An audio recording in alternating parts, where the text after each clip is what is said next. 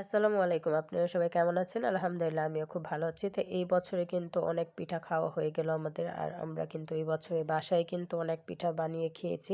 কারণ প্রতি বছর যথেচ্ছ মামার বাসায় যাওয়া হয়, মামি বানিয়ে খাওয়ায়। কিন্তু এই বছর কিন্তু আর যাওয়া হয়নি। কারণ হচ্ছে ছেলেরা এখন বড় হয়ে গেছে আর ছেলেদের এখন মাদ্রাসায় বেশি ছুটি নাই। এর জন্য এই বছর আর যাওয়া হয়নি।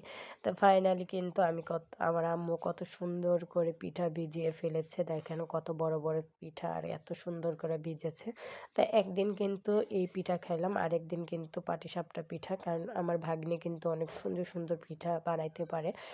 তো ও হচ্ছে আমাদের বাসা যথেচ্ছ এখন আসছে। তো ও হচ্ছে একেক দিন একেক পিঠা বানিয়ে খাওয়াচ্ছে আমাদের সবাইকে।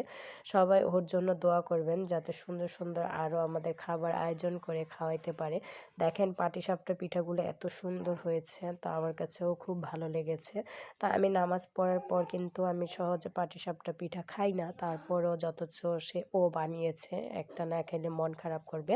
তো একটা কিন্তু আমি খেলাম, কিন্তু অনেকই টেস্ট হয়েছে, অনেক মজা হয়েছে মাশাআল্লাহ। আমার কাছে অনেক ভালো লেগেছে। এর মধ্যে কিন্তু আমরা কিন্তু অনেকগুলো পোয়া পিঠাও কিন্তু এর আগে আমাদের বানানো খাওয়া হয়ে গেছে। কারণ এই বছর কিন্তু বাসায় কিন্তু অনেক পিঠা খাওয়া হয়ে গেছে। কারণ সেমাই পিঠা খেয়েছিলাম, আবার পোয়া পিঠা খেয়েছিলাম, আবার পাটিসাপটা, ভিজা পিঠা। এখন কিন্তু চিতই পিঠা খাওয়া বাকি আছে। তো আমাদের কিন্তু একটা স্টিলের খোলা ছিল, তো আমার আম্মু অনেক বছর আগে কিনেছিল।